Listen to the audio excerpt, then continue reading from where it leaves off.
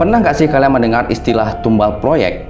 Yap, tumbal proyek adalah sebuah istilah yang kita gunakan untuk seseorang yang dikorbankan dalam pembangunan suatu konstruksi agar bangunan tersebut dapat berdiri dengan kokoh.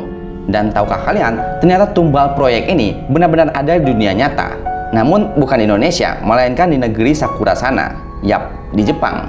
Tumbal proyek di sana dikenal dengan istilah hitobashira, yang dalam bahasa Jepang berarti human pillar atau pilar manusia. Hitobashira ini merujuk pada manusia yang dikubur hidup-hidup di dalam pilar utama suatu bangunan untuk persembahan kepada para dewa. Contoh nyata dari hitobashira ini adalah pembangunan Kastil Maroka di Jepang. Kastil Maroka adalah salah satu kastil tertua di Jepang yang berada di prefektur Fukui yang dibangun pada tahun 1576, di mana daimyo saat itu, yaitu Shibata Katsutoyo, menemui masalah ketika membangun Kastil Maroka ini, yaitu tembok batu kastil tersebut terus runtuh tidak peduli berapa kali ditumpuk. Sehingga salah satu warga di sana menyarankan untuk melakukan ritual hitobashira, dan usulan ini disetujui oleh Shibata Katsutoyo.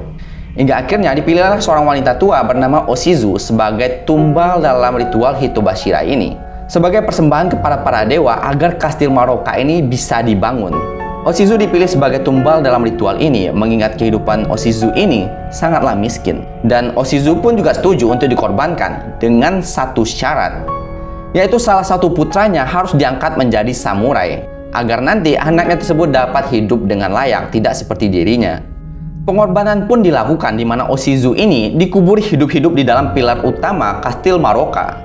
Namun tragisnya ternyata syarat yang diberikan oleh Oshizu ini tidak ditepati, di mana anak Oshizu ini tidak pernah diangkat menjadi samurai dikarenakan daimyo saat itu, yaitu Shibata Katsutoyo tersebut, dipindahkan ke prefektur lain atau istilahnya dipindah kotakan.